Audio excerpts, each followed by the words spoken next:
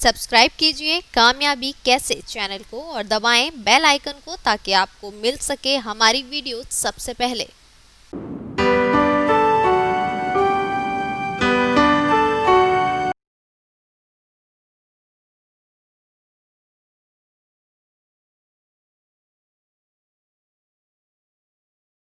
तो आइए समझने की कोशिश करते हैं कि जोन ऑफ इंडिफरेंस को कैसे बढ़ाया जा सकता है। जैसे हम डायग्राम से समझ पा रहे हैं कि एक आदेश दिया गया और उदासीनता के क्षेत्र का जो जोन ऑफ डिफरेंस है वो छोटा है। आप देख रहे होंगे यहाँ पर इनकार की संभावना ज़्यादा है, जोन ऑफ डिनाइल ज़्यादा है। अब उसे हम जोन ऑफ इंडिफरेंस बढ़ाना चाहते हैं कि आपकी बात मान ली जाए, ठीक है, और इनकार की संभावना कम हो जाए। तो हम क्या करेंगे, कुछ इंसेंटिव्स देंगे, कुछ प्रलोभन देंगे। और प्रलोभन देने से क्या होगा कि जोन ऑफ इंडिफरेंस का एरिया जो है बढ़ जाएगा, यानी कि आदेश स्वीकार कर लिए जाने की संभावना बढ़ जाएगी। एक छोटा सा एग्जाम्पल मैं आपको देता हूँ।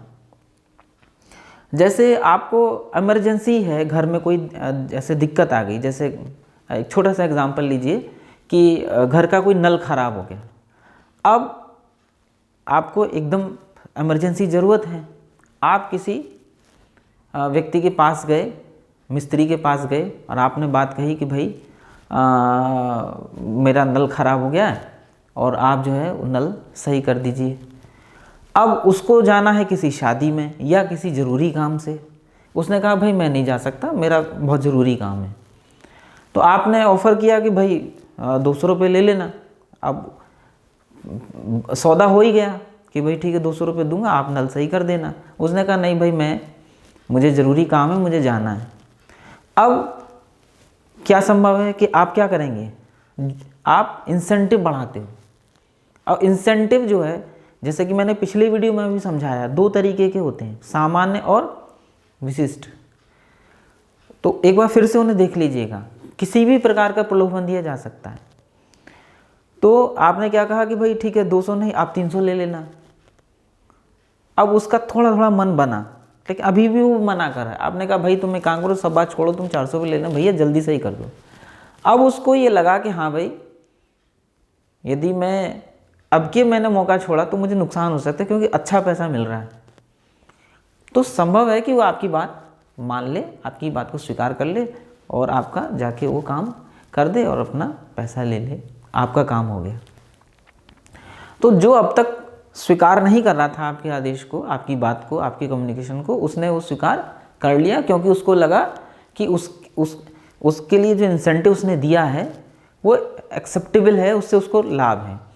तो कोई भी आदेश जो अब तक नहीं माना जा रहा है, ओके, जोन ऑफ डिनाइल में आ रहा है, इनकार के क्षेत्र में आ रहा है, वो उदासीनता के क्षेत्र में, यानी कि इंडिफरेंस के क्षेत्र में, यानी स्वीकार कर लिए जाने के क्षेत्र में तभी आएगा जब उसे लगेगा कि जो त्याग वो कर रहा है उसके बदले, किसके बदले, जब वो मना कर रहा था, तो जो त्याग वो कर रहा है उसके बदले उसे जो इंसेंटिव मिल रहा है वो उसके बराबर या उससे अधिक है। देखिए जैसे पिछले एग्जाम्पल में मैंने कहा कि आपने कहा 300 ले लेना, वो मन तो बना रहा है लेकिन अभी उसने स्वीकार नहीं किया। क्यों? क्योंकि अभी भी उसको लग रहा है कि यदि जो वो त्याग करेगा न जाकर या लेट होकर, और वो उसकी भरपाई जो है ये उसके 100 रुपये नहीं कर पाएंगे, तो उसने अभी भी मन नहीं बनाया। लेकिन जैसे ही उसे लगा कि हाँ भाई यदि मैं थोड़ा लेट भी हो जाऊंगा लेकिन उसके बदले मुझे इंसेंटिव अच्छा मिल रहा है, वो एक्सेप्ट कर लेगा। तो किसी भी व्यक्ति के द्वारा जो त्याग किया गया, एक और एग्जांपल लीजिए। आपको जैसे कि मैंने अभी कहा कि कोई ऐसा आदेश आया कि भाई आपको अपने वर्कर से लगातार जो है, मतलब बजाय 8 घंटे के आपको 12-12 घंटे काम लेना है, और उसमें एक समस्या और है कि संडे की छुट्टी भी इंक्लूड हो रही है। अब आपको अपने वर्कर्स को, अपने सबऑर्डिनेट्स को बुलाना है और उनसे काम लेना है, और वर्कर्स या सबऑर्डिनेट्स जो हैं उन्होंने पहले ही कह दिया कि भाई हम तो घर परिवार के साथ जा रहे हैं, छुट्टी वो पहले ही कह भी चुका है, ऊपर से आदेश आता है कि भाई नहीं, ये काम जो है बहुत ही ज़रूरी है और करना ही करना है, कैसे भी कराइए हम नहीं जानते। अब जो उच्चस्थ अधिकारी है उसके सामने समस्या है, अब क्या करेगा वो? इंसेंटिव देगा। अब जरूरी नहीं कि इंसेंटिव पैसे के ही दिए जाएं, क्योंकि सरकारी कामों में इंसेंटिव ज़्यादातर जो है वो मॉनिटरी नहीं होते, पदार्थिक नहीं होते, मटेरियलिस्टिक नहीं होते। तो क्या हो सकता है, उसने मतलब जो उच्चस्थ अधिकारी है वो कई सारे टाइप के और दूसरे प्रलोभन दे सकता है, जैसे कि भाई ठीक है, आप जो है काम करिए, आपको 2 दिन की छुट्टी चाहिए थी, आप 2 दिन की छुट्टी पर जा रहे थे, आप ये ज़रूरी काम आ गया है और भाई ये सब हम लोगों का सम्मिलित प्रयास है, सब लोगों के सम्मिलित प्रयास से ही पूरा होगा, और भाई हम समझते हैं आपका बहुत ज़रूरी काम था, आपने छुट्टी लगा ली थी, लेकिन अब ये भी काम आ पड़ा है, तो आप एक काम करिएगा, ये काम कर लीजिए, फिर आप 2 दिन के बजाय 3 दिन की छुट्टी कर लीजिएगा। तो आपने अब उस व्यक्ति को लगा, सबोर्डिनेट को, कि हाँ भाई इधर मैं अभी ज़्यादा काम कर लूँगा तो उधर मुझे ज़्यादा छुट्टी मिल जाएगी। तो अब मान लो आपने कहा कि भाई चलो 3 दिन के लिए लेना, अब उसको लग रहा है कि नहीं यार, तो भी घाटे में रहूँगा। घाटे का मतलब ये नहीं कि वैसा कोई घाटा, आर्थिक घाटा, उसको लग रहा है कि भाई जितना ये काम मुझसे ज़्यादा कराएंगे, उस मतलब जितना मेरा त्याग होगा, जितनी ज़्यादा मेरी मेहनत होगी, उसकी तुलना में मुझे रिवार्ड कम मिल रहा है। अब मान लो उच्च अधिकारी ने कहा कि ठीक है तुम एक काम करना, तुम 3 दिन की नहीं 4 दिन की ले लेना। अब उसको लग रहा है कि हाँ भाई अब मेरा कंपनसेट हो गया, वो स्वीकार कर लेगा। तो ऐसा नहीं कि हर बार स्वीकार कर लिया जाएगा, वो जो त्याग कर रहा है उसके बदले यदि इंसेंटिव उसे ठीक ठाक मिल जा रहा है तो मतलब संभव है कि वो उसे एक्सेप्ट कर ले। कई बार जैसे अब मान लो जैसे एक एग्जांपल और, छुट्टी नहीं दे सकते आपने कहा कि भाई ठीक है ये काम यदि आपने इतने समय में कर लिया, और या जैसे टारगेट मिला, एक छोटा सा एग्जांपल है कि जैसे एक टारगेट दिया गया ऊपर से कि भाई आपको विद इन दिस मंथ जो है, अब तक आप कलेक्शन 30 लाख करते थे, अब आपको 50 लाख करना है। अब आपको ऑब्वियसली बात है कि ज़्यादा काम करना पड़ेगा, ज़्यादा मेहनत करानी है अपने सबॉर्डिनेट से। तो अब आप क्या करेंगे, हम तो काम ज़्यादा कराना है, तो आपने क्या कहा कि भाई जो इस काम को करेगा, मतलब 50 लाख टारगेट पूरा फिनिश कर देगा कलेक्शन, तो उसे हम जो है वो सर्टिफिकेट देंगे, प्रशस्ति पत्र देंगे। तो अब ये भी एक प्रलोभन है कि आपके काम के बदले आपको प्रशस्ति मिल रही है, सम्मान मिल रहा है। तो कई तरीके के प्रलोभन दिए जा सकते हैं, ऐसा नहीं कि जो मैंने आपको प्रलोभन बताए वही आपको देने हैं। ये तो व्यक्ति के ऊपर निर्भर है, सबऑर्डिनेट ऑफिसर के ऊपर, कि उसे किस तरीके का प्रलोभन जो है वो ज़्यादा सूटेबल है। अब मान लो किसी व्यक्ति की फैमिली बहुत दूर रहती है, 500-600 किलोमीटर, अब उसके लिए सबसे अच्छा प्रलोभन तो यही है कि आप उसकी 2 दिन की छुट्टी को आप 4 दिन में कर दें कि भाई ठीक है तुम अभी काम कर लो, बाद में फिर 4 दिन की छुट्टी चले जाना। तो क्या है कि वो अपनी फैमिली के बीच में थोड़ा ज़्यादा दिन रह सकता है, उसके लिए ये प्रलोभन बहुत बड़ा है। किसी को मटेरियलिस्टिक जो है इंसेंटिव बहुत अच्छा लगेगा, किसी को सम्मान मिल जाए उसके लिए वही इंसेंटिव बहुत अच्छा है। तो कई तरीके के इंसेंटिव हो सकते हैं, या उसको एक अच्छा पद दे दिया जाए, अच्छा डिपार्टमेंट दे दिया जाए, कोई अच्छी चेयर दे दी जाए, तो ये भी एक इंसेंटिव है। तो कई तरीके के इंसेंटिव हो सकते हैं, वो सामान्य इंसेंटिव भी हो सकते हैं और विशिष्ट इंसेंटिव भी हो सकते हैं, है ना। तो सीधी सी बात है, इस जोन ऑफ इंडिफरेंस को बढ़ाया जा सकता है कैसे, बाय इंक्रीजिंग इंसेंटिव्स। और मैं फिर कह रहा हूँ कि यदि भाई अब तक वो मना कर रहा था व्यक्ति, अब वो उस आदेश को स्वीकार करने जा रहा है, यदि वो तभी करेगा जब उसे लगेगा कि उसके त्याग के बदले उसको जो इंसेंटिव मिल रहा है वो उसके त्याग के बराबर या उससे ज़्यादा है।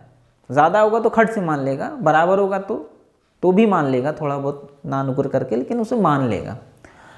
तो ये चेस्टर बर्नार्ड का ये जो कॉन्सेप्ट है, कमाल का कॉन्सेप्ट है, क्योंकि इससे पहले ये किसी के दिमाग में था ही नहीं, किसी ने सोचा ही नहीं था। अब तक ये बिल्कुल माना जाता था कि जो सुप्रीम बॉस है, सुपीरियर जो ऑफिसर है, उसने यदि आदेश दे दिया तो सबऑर्डिनेट उसे मानेंगे, क्योंकि अथॉरिटी जो है वो सुपीरियर बॉस के पास है। चेस्टर बर्नार्ड वो पहले व्यक्ति थे जिन्होंने कहा कि सबऑर्डिनेट आपका आदेश नहीं भी मान सकते हैं। और कब नहीं मान सकते? जब या तो उनको आदेश समझ में ना आया हो, उनको वो ऑर्गेनाइजेशन के हित में ना लगता हो, उनको स्वयं के हित में ना लगता हो, या उसे वो पालन करने में सक्षम ना हो।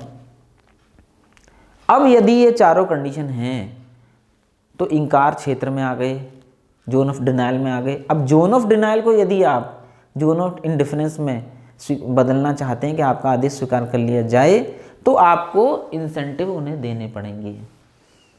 एक व्यक्ति 8 घंटा है, आपको 12 घंटे काम लेना है, 14 घंटे काम लेना है, तो इंसेंटिव तो आपको देना पड़ेगा। ठीक है, सरकार भी देती है। जैसे बहुत छोटा सा एग्जांपल है, जैसे चुनाव की ड्यूटी में क्या होता है कि नॉन स्टॉप ड्यूटी होती है। ओके, 2 दिन तो आपको पूरी तरीके से सरकार के उस काम के लिए जाना होता है। जैसे आप कहीं किसी पोलिंग स्टेशन पर यदि आप कभी प्रिजाइडिंग ऑफिसर बने हों, तो आपको वोटिंग से 1 दिन पहले जो है वहाँ जाना पड़ता है, शाम को दोपहर तक, और फिर जब तक कि वोटिंग पूरी नहीं हो जाती, बॉक्सेस जमा नहीं हो जाते, तब तक आप नहीं जा सकते। तो जहाँ अमूमन आप 8 घंटे काम करते हैं, वहीं आपसे सरकार जो है वो कंटिन्यूसली लगभग 2 दिन काम लेती है। लेकिन अब उसके बदले सरकार इंसेंटिव भी देती है, जैसे आपको अगले दिन की छुट्टी दे दी, ऑफिस से जाने की आपको छूट मिल गई, और प्लस उसके बदले आपको कुछ मॉनिटरी इंसेंटिव भी देती है सरकार। ठीक है, जो भी देती है वो 1500 2000 जो भी दे सरकार, तो ये सब क्या है, इंसेंटिव है। तो अब व्यक्ति को क्या लगता है कि ठीक है, हमसे 2 दिन काम लिया जा रहा है, तो हमें उसके बदले इंसेंटिव मिल गया, चलो ठीक है, अच्छी बात है, वो स्वीकार कर लेता। तो ये जो थ्योरी है, आप देखिए बर्नार्ड ने जो बात समझाई वो आजकल सरकारें करती हैं। वो ज़्यादा काम लेती हैं तो उसके बदले कुछ ना कुछ इंसेंटिव जो है वो सरकार देती है। तो ये दिखाता है कि चेस्टर बर्नार्ड की प्रासंगिकता जो है वो आज भी कितनी है। और एक ऑफिसर के रूप में जब कभी भी आप एक ऑफिसर बने, इस थ्योरी को ज़रूर याद रखिए कि यदि पहली बात कि हमेशा ये दिमाग में रखिए कि ज़रूरी नहीं कि आप बॉस हैं, सुप्रीम बॉस हैं, तो आपका आदेश सामने वाला मान ही लेगा, सबॉर्डिनेट मान ही लेगा। आदेश दीजिए, व्यवहारिक हों, परिस्थितियों के अनुरूप हों, ठीक है, सहज हों, सरल भाषा में हों, ठीक है, कम्युनिकेशन बेहतर तरीके से किया गया हो। और यदि ये सारी चीज़ें कंडीशन फुलफिल नहीं कर रही हैं या कर भी रही हैं, तो भी यदि उस आदेश के न मानने की संभावना हो, तो आपको इंसेंटिव बढ़ाने हैं।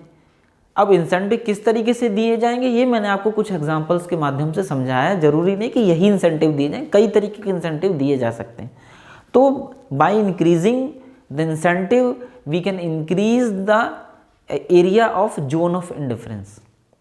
ओके, और जितनी ज़्यादा मात्रा में आप इंसेंटिव देते, जोन ऑफ इंडिफरेंस जो है वो आप देखेंगे वो बढ़ता चला जाएगा और जोन ऑफ डिनाइल छोटा होता चला जाएगा। तो दोस्तों, आशा करता हूँ कि आज का ये वीडियो तो बहुत ही आपको अच्छा लगा होगा, समझ में आया होगा, और एक नया विज़न, आपको एक नई सोच इस वीडियो ने दी होगी। अगले वीडियो में हम फंक्शंस ऑफ एग्जीक्यूटिव, यानी कि जो मुख्य कार्यकारी अधिकारी है, जो हम कहेंगे सबसे सुप्रीम बॉस है, जो जिसे हम चीफ एग्जीक्यूटिव ऑफिसर या CEO या मतलब चीफ मैनेजर, या हम कह सकते हैं टॉप ब्यूरोक्रेट,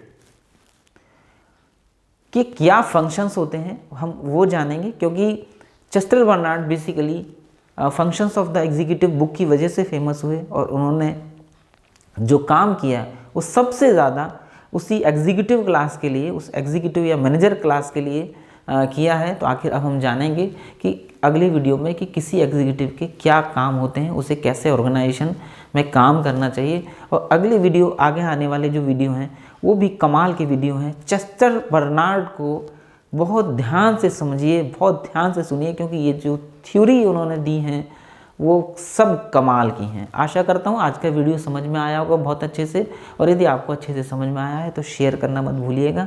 इसी के साथ नमस्कार।